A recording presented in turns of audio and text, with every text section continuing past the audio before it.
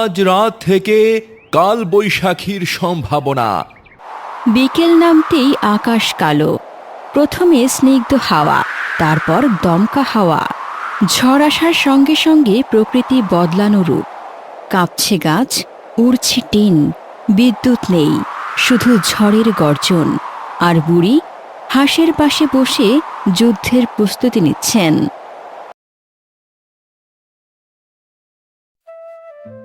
বাংলার এক মনোরম গ্রাম। ধানক্ষেত, খাল, বাঁশঝাড়, মাটির ঘর, আর রাস্তার ধারে দাওয়ায় বসা লোকজন। গ্রামের নাম সরলানগর। বাংলার বুক জুড়ে ছড়িয়ে থাকা হাজারো গ্রামের মতোই সরলানগর। দেখতে শান্ত, সরল, কিন্তু ভেতরে আছে এক একটা চরিত্র, এক এক নাটক। আর সেই নাটকের মধ্যমণি বুড়ি ঠাকুরন। বয়স ৭৫ হলেও বুড়ির মধ্যে যেন রয়ে গেছে ১৬ বছরের উচ্ছ্বাস। তিনি একাধারে শিক্ষক, ডাক্তার, দার্শনিক আর গ্রামের ঝড়বিদ।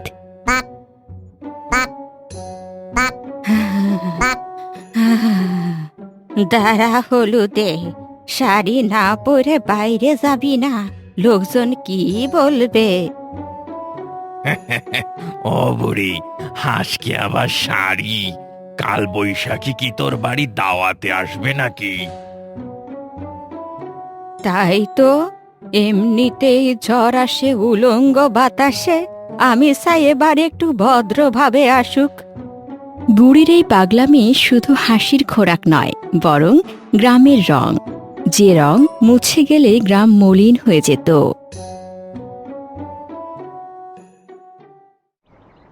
আজ রাত থেকে কাল বৈশাখীর সম্ভাবনা। খোলা জায়গা এড়িয়ে চলুন, বৈদ্যুতিক সংযোগ বন্ধ রাখুন। শুনছি গতবারের থেকেও ভয়ঙ্কর হবে। বাতাসের বেগ ১০০ কিলোমিটার ছাড়িয়ে যাবে। আমি সিন্ধুকে চাল ডাল তুলে রেখেছি, জানালা ছিটকি লাগালেই চলবে না, এবার দরজাও আটকে রাখতে হবে। বিকেল নামতেই আকাশ কালো। প্রথমে স্নিগ্ধ হাওয়া, তারপর দমকা হাওয়া। পাখিরা বাসায় ফিরছে, গরুগুলো ঠেলাঠেলি করছে।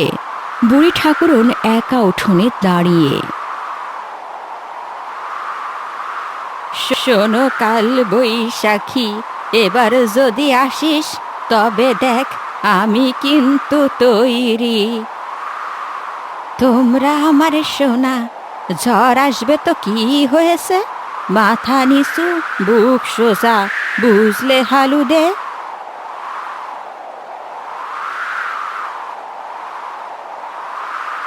ঝড় আসার সঙ্গে সঙ্গে প্রকৃতি বদলানো রূপ।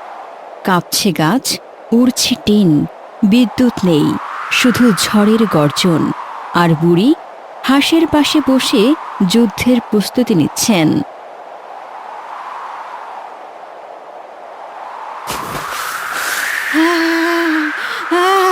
হালুদে, তোরা হারিস না রে, তোরা হারিস না, হালুদে, তোরা হারিস না। ঠাকুরন, ও ঠাকুরন, কোথায় গেলেন আপনি? ময়না, তুই কাছে ঢাল ভেঙে আন, আমি পানিতে নামছি। ছোট্ট শিমুল, বয়স মাত্র ১২, কিন্তু চোখে ভয় নেই।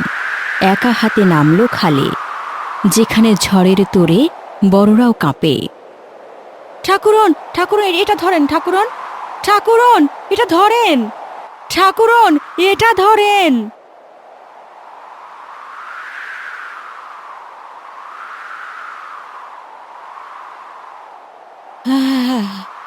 আমি তো তোদের ভয় পাইয়ে দিলাম, হাঁসটা ঠিক আছে তো? এমন সময় গফুর চাচা আসেন, তার হাতে লাঠি নিয়ে। পেছনে আরও গ্রামবাসী। সবাই মিলে একসাথে বুড়িকে টেনে তোলে। চারপাশে ভিজে গাছ, কাদা, উড়ে যাওয়া কলসির ঢাকনা। আল্লাহ রে, ঝড় পারলো না বুড়িকে মারতে, হাসি যেন উল্টে বাঁচিয়ে দিল।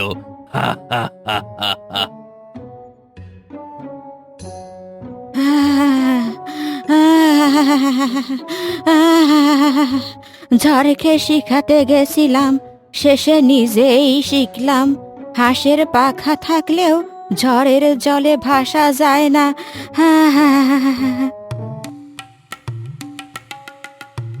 এই দৃশ্যেই বোঝা যায় ঝড় শুধু প্রকৃতির না, ঝড় মানুষের ভেতরেও আসে। আর মানুষ যখন একত্র হয় তখন সব ঝড়কে পরাজিত করা যায়।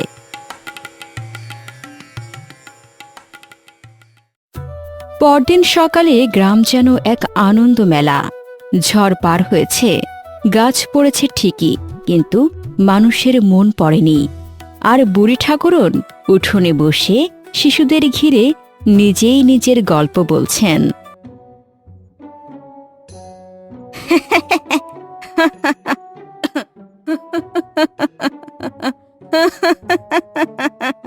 তোরা জানিস, আমি ঠিক করেছিলাম হাঁসদের নিয়ে রীতিমতো প্যারট করব।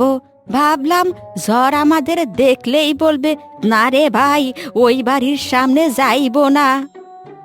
ঠাকরুন, এবার কি হাঁসকে প্যান্ট পরাবে নাকি?